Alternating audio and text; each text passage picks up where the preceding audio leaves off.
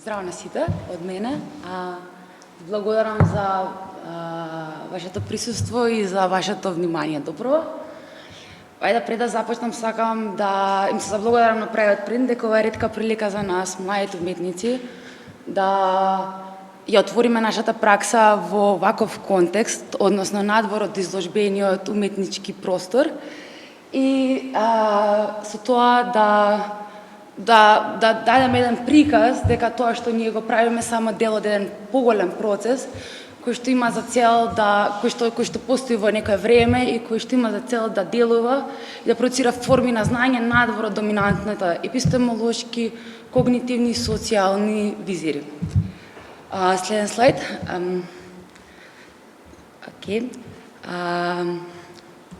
Извинувам.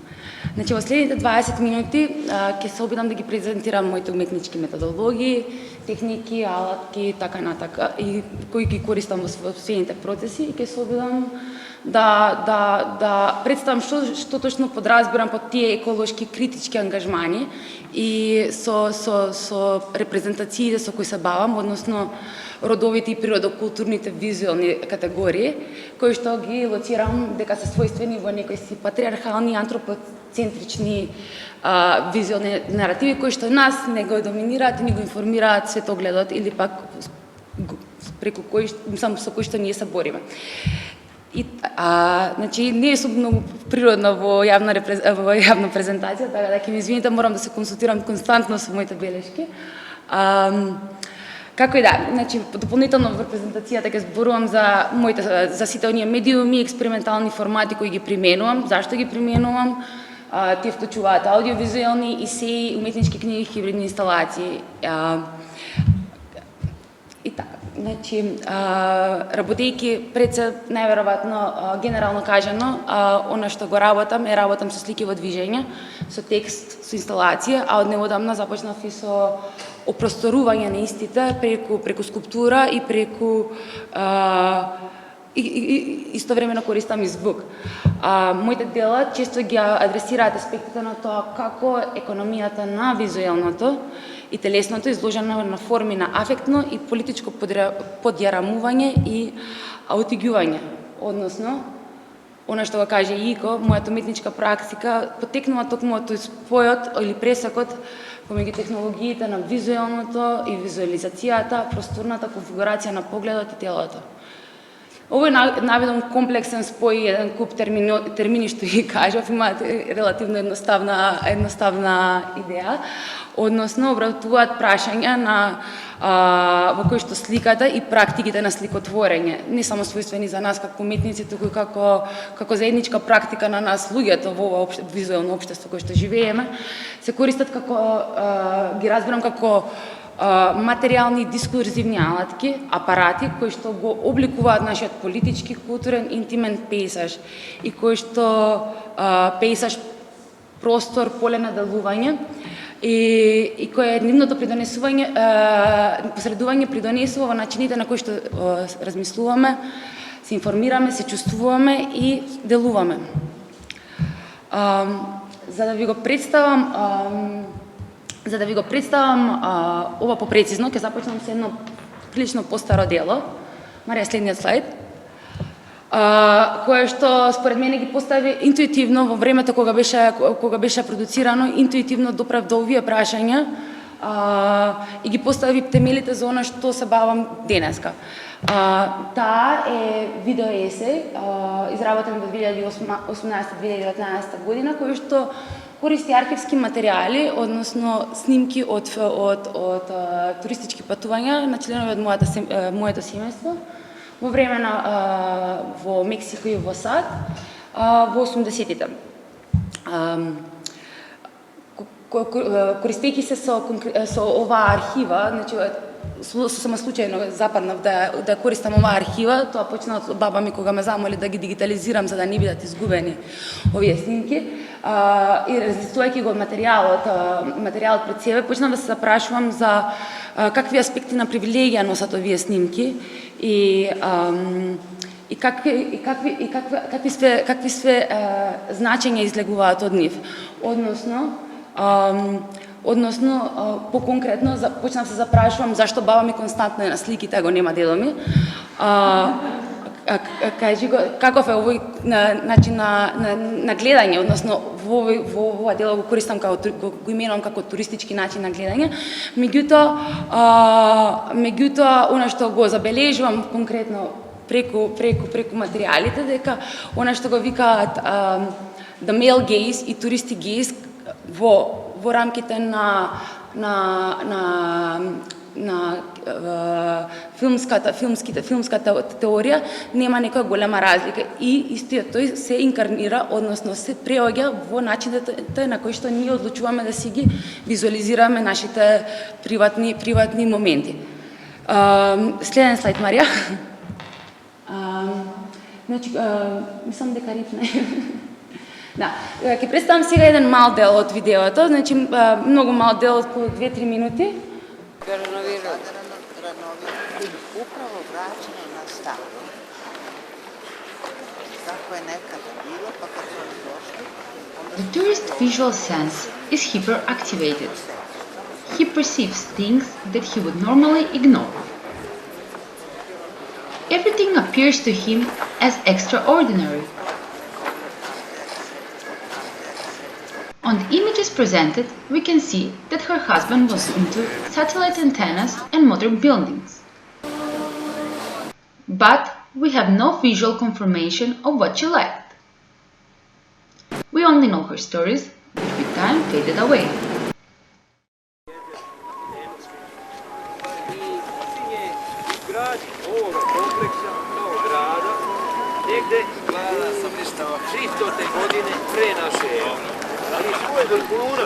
Doživljava kao jedan veliki centar i kao ovdje vidite hram.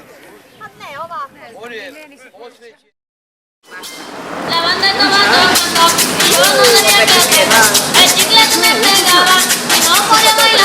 The tourist has a need for preservation of his experiences, for what he would usually visually objectify or capture those experiences through photographs, postcards, films, models, and so on. This enables their experiences to be reproduced, recaptured, and redistributed over time and across space. Through their trips, they carried their camera. That way, they could memorize their experience forever.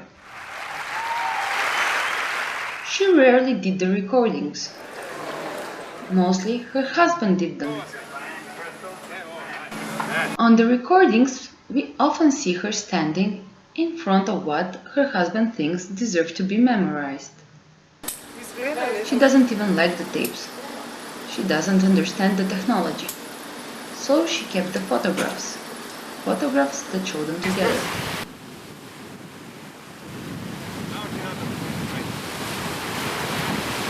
Radite patike skroz. Radite. Crveno ima? Ima! Ajde vam. Na kajmene.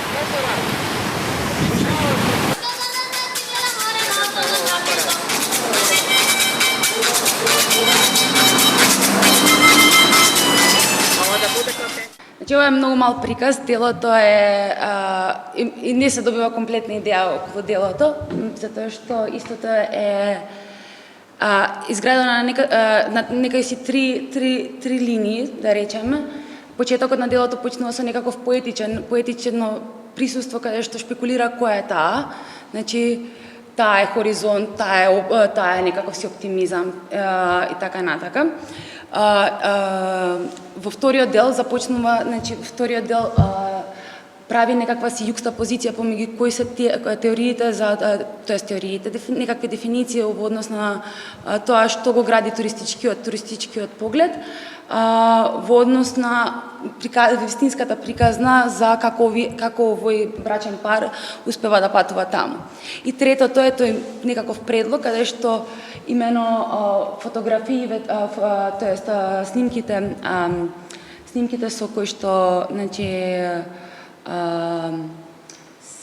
ги гледаме, дека суштина представуваат, отвараат мноштво перспективи, може да бидат разгледувани од мноштво перспективи од однос на тоа дека тие се документ за некаква реалност, за реалност за некое време кое што постоело и кое што се уште има импликации и вредности за ово на како живееме и како размислуваме денеска, но истовремено имаат интимна и афективна вредностна меморија, кое што сега како автор и како дел од оваа приказна која што е прикажана, ме имплицира и мене. За да избегнам таа нека ранливост во смисла да може од овие снимки да излезе надвор од биографското, јас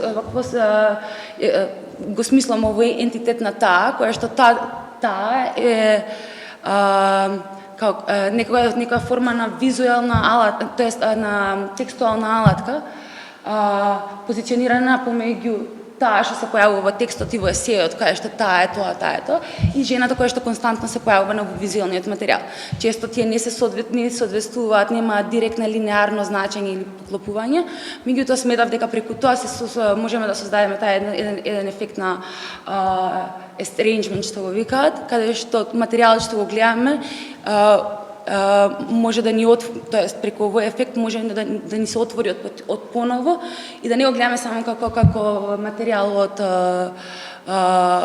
слики од одмор, снимки од одмор, туку како некаков документ за некоја реалност што нас не значи. Генерално ова е некоја база, да речем. Сакам, Марија, може на следното да пројдеме. Сакам да зборувам за едно сосема поинакво дело, кое што секако има допирни точки со ова претходното. Ова конкретно дело се вика Ничии прагови конкретно. Инсталација која што беше изработена во соработка со Елена Джемерска, благодарение по покана на фестивалот Прво па женско во 2011, беше изложено во галеријата МКТ.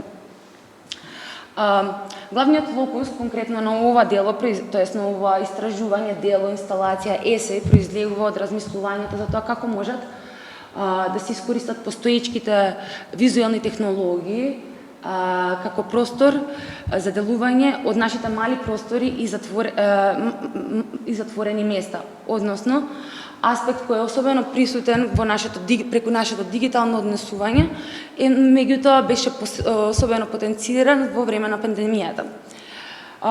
Проектот започна сосема случајно кога Џоле не покани да учествуваме на една виртуелна резиденција организирана од Јадро, каде што со Елена заедно почнавме да размислуваме низ овие координати и евентуално прирасна во инсталација во рамки на Прво па женско. Значи може следен слайд. Значи, преку потребата на дигитални аватари од нашите тела, користени во функција како на протези, се впуштивме во истражување на прагот помеѓу она што е виртуелно тело или нашиот диджитал контакт и или виртуелно себе манифестирање и материјалното делување во нашите така наречени реални средини или away from the keyboard средини. Во таа прилика се одлучивме, тоест почнавме да се прашуваме што значи да се насели уствари такво виртуелно тело и како во таа некоја си апстрактна реалност или реалност далеку од нас и што се случува кога гледаме не само слики, туку слики од нашите тела и не само слика која од нашите тела, туку слика која што гледа и има интеракција со други слики во тој простор. Следствено на тоа, се одлучивме да нашите аватари, тоест за да се навигираме низ овие прашања, одлучивме да од нашите аватари ги користиме како некакви алтер ега. Односно како некакви водачи кои што ќе ни помогнат да го навигираме целиот овој истражувачки процес. Имињата кои што ги избравме за аватарите беа Хелена и Европа, кои што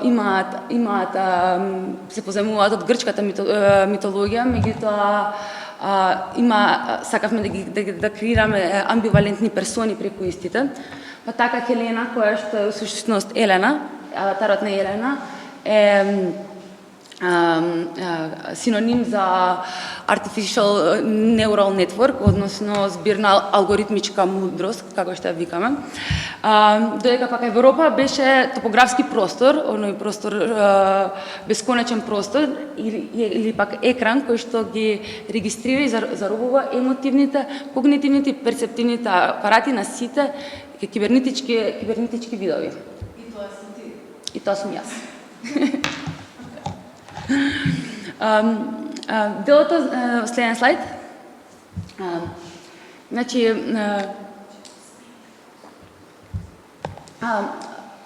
делото, целото истражување беше генерално посветено беше концентрирано во видеоесејот кој што го изработивме, односно претходниот слайд, се извинувам, Марија, врати го. Спекулативен приречник по обседната и прагови, дел во 5 глави, кој што секоја глава обработува различен аспект на интеракција на овие виртуелни слики. Значи има дел кај што користиме слики кои што се продуцирани од алгоритми, кои што немаат никаква репрезентативна вредност, најверојатно поради недостатокот од доволно информации или алгоритмик bias што го викаат. Интересно ни беше во целиот тој процес да речеме дека терминологијата со која што се користат да речем, ги викаат children images, parents images, значи користат една фамилиарна терминологија за да објаснат како стигаме од една во друга, хиерархија. Следен слайд, значи од целиот тој искуство со есеот одлучивме дека би сакале, дека би било многу згодно доколку би го можеле да го опросториме овој проект, односно доколку ова искуство би можеле да го направиме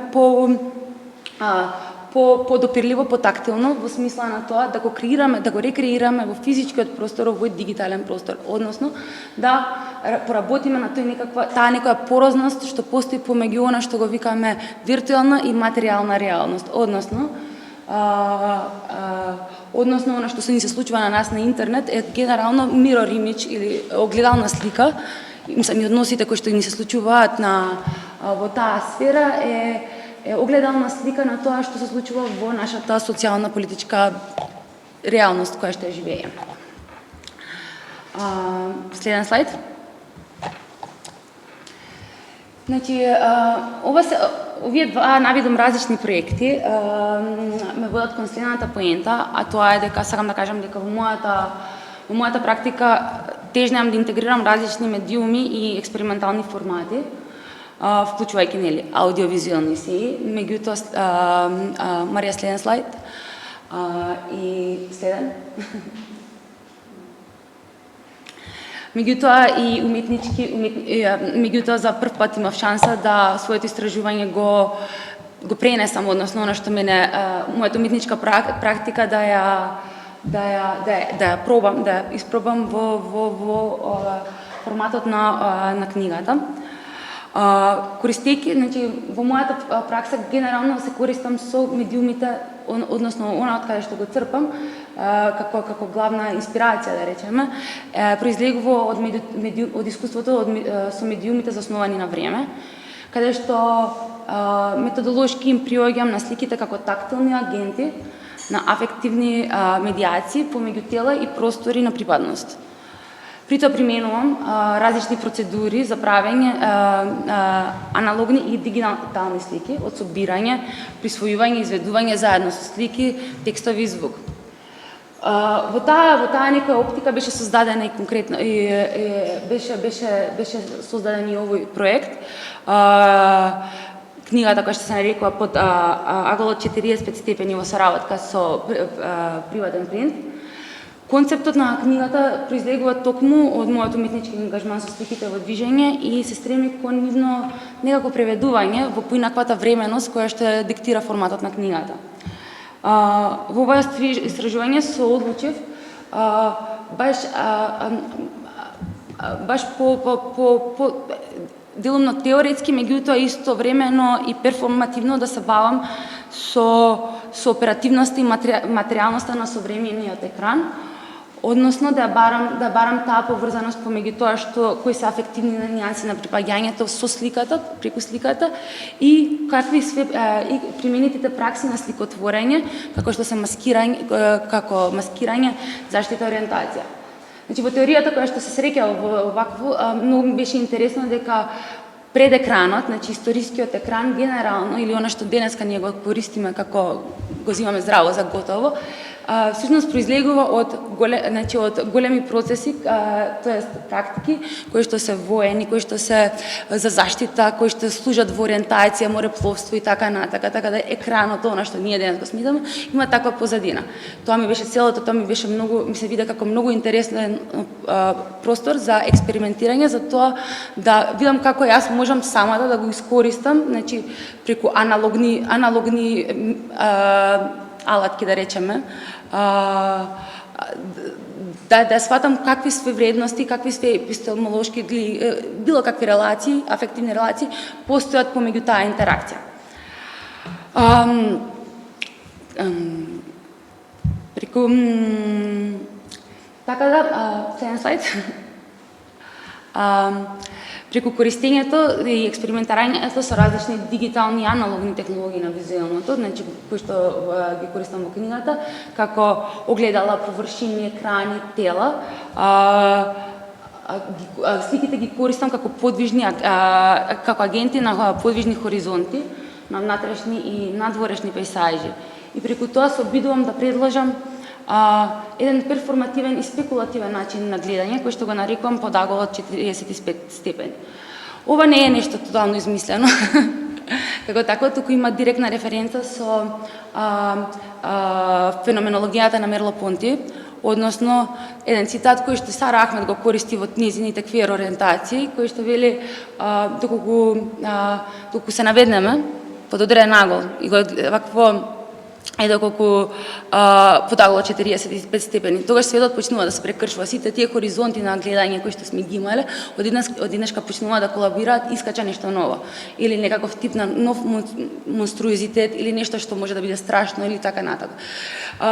Таа идеја ми се виде многу интересна, таа идеја ми се виде многу интересна, затоа што претходните исто проекти кои што ви ги прикажав, токму се обидуваат да подлабински да разберат како све тие слики кои што ги креираме, кои што ги создаваме, делуваат врз нас. Така да ова ми беше како некаков си екстра леер на она што веќе го имав направено. Последен слайд. Уште еден слайд. Значи, книгата, за промоцијата на книгата се одлучив да материјалите кои што беа генерирани таму, да пробам да ги преведам во некаква си, ја нарекувам durational exhibition формат, односно видеоинсталација која што е составена од 4 различни проекции, меѓутоа проекциите имаат кореографија, временска кореографија, и градат некакви си нови просторно-временски вмрежувања, односно левата страна трае и после тоа се исклучува, празна е собата, па се појавува друг екран. И така, преку тоа сакав да направам некаква комуникација, освен комуникација да оставам простор за искусување на баш тој аголо 45 степени што јас го нарекувам. Така, да речеме, секој од тие 4 различни проекции кои што беа употребувани, кои што беа создадени за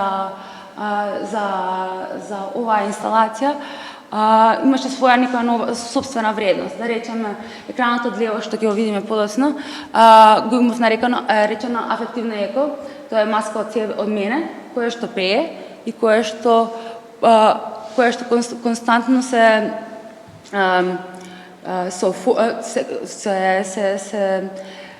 као живее во некакво ехо, односно така натака.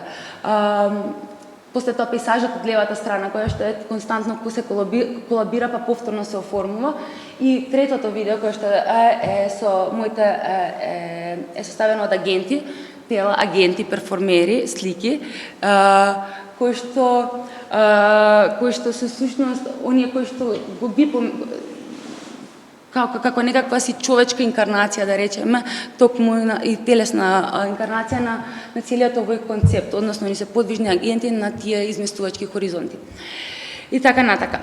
Добро, значи вако Марија, може да преидеме на видеото? Да.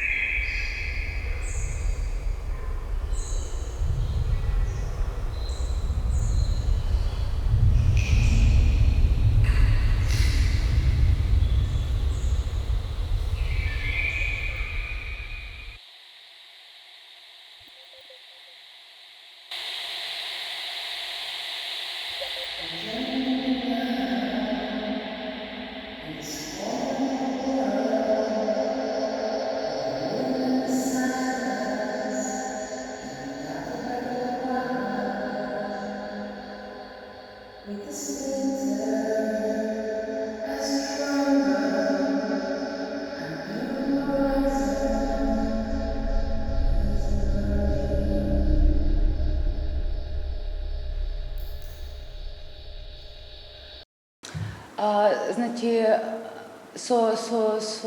конкретно со ова видео или со оваа инсталација, се обидов да ги пуштам тие, да се впуштам во предизвик каде што нема потреба да објаснувам што правам, зашто правам, туку да оставам на самите материјали да продуцираат некакво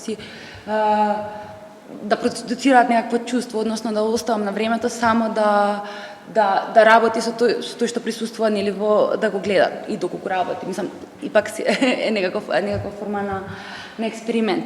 Како и да, значи она што многу ме интересира во мојата практика и ми се чини дека преку работата со книгата, ми успеав да го формулирам и да го разберам подобро, е дека ме интересираат ситуации, поеми и атрибути кои што често избегнуваат фиксни родови реалности, субјективитети, идентитети, начини на поврзување со другиот, репрезентација и ориентација.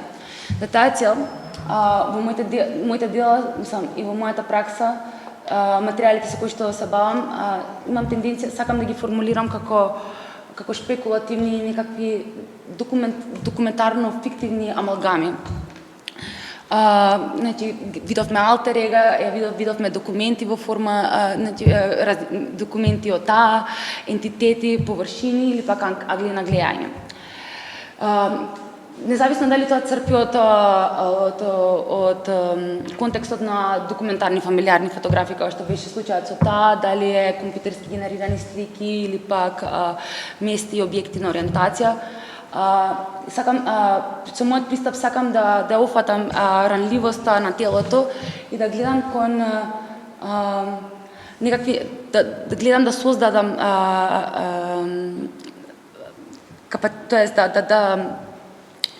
да размислам на телото како преку неговиот капацитет за создавање на заедници кои што не хомогенизираат, туку оставаат простор за различностите.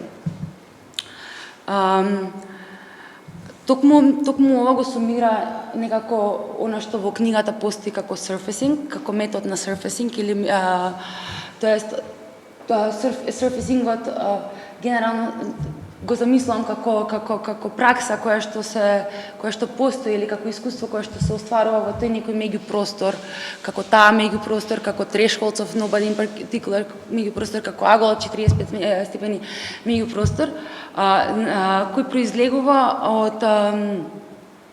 од препуштањето и одврзувањето на така наречената goal oriented сингуларност на оптичката визија и наместо тоа сака да експериментира и се труди да експериментира со интимноста на тактилната перцепција, односно каде што нашата визија не е неразделлива од движењето и допирот.